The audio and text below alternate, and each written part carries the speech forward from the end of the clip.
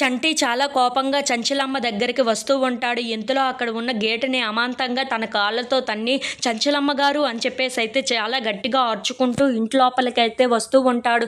ఇంతలో ఇంట్లో ఉన్న వాళ్ళందరూ ఏంటి చంటి ఇంత గట్టిగా అరుచుకుంటూ వస్తున్నాడు అని చెప్పేసి అయితే బయటకు వస్తూ ఉంటారు. ఇంతలో అక్కడ ఉన్న చంటిని చూసి కేశవ అయితే ఏంటి గావు కేకలు పట్టి పిలుస్తున్నావు, ఏం జరిగింది అని చెప్పేసి అయితే అడుగుతూ ఉంటాడు. ఆ మాటలు వినగానే అక్కడ ఉన్న చంటి అయితే నాకు అన్యాయం జరిగింది అని చెప్పేసి అయితే అంటూ ఉంటాడు.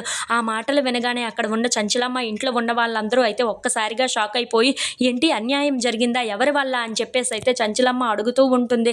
ఇంతలో అక్కడ ఉన్న చంటి ఎవరి వల్ల ఏంటండి అమ్మగారు, మీ వల్లే జరిగింది అని చెప్పేసి అయితే చంచలమ్మని చూసి అంటూ ఉంటాడు. ఆ మాటలు వినగానే ఇంట్లో ఉన్న వాళ్ళందరూ అయితే ఒక్కసారిగా షాక్ అయిపోతూ ఉంటారు.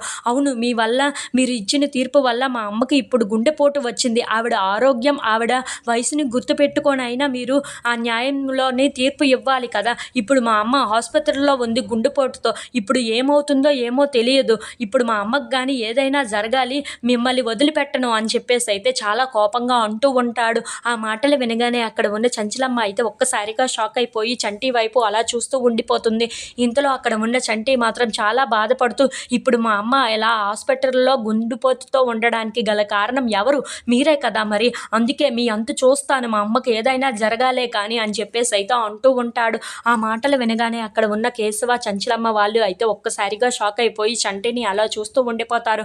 ఇంతలో అక్కడ ఉన్న చంటి మాత్రం అవునమ్మగారు, మీరు మా అమ్మని హాస్పిటల్ పాలు చేశారు కదా, మా అమ్మ క్షేమంగా ఇంటికి వస్తే పర్వాలేదు, లేదంటే నేను ఏం చేస్తానో నాకే తెలియదు అని చెప్పేసి అయితే చాలా బాధపడుతూ చాలా కోపంగా మాట్లాడి అక్కడి నుండి వెళ్ళిపోతూ ఉంటాడు.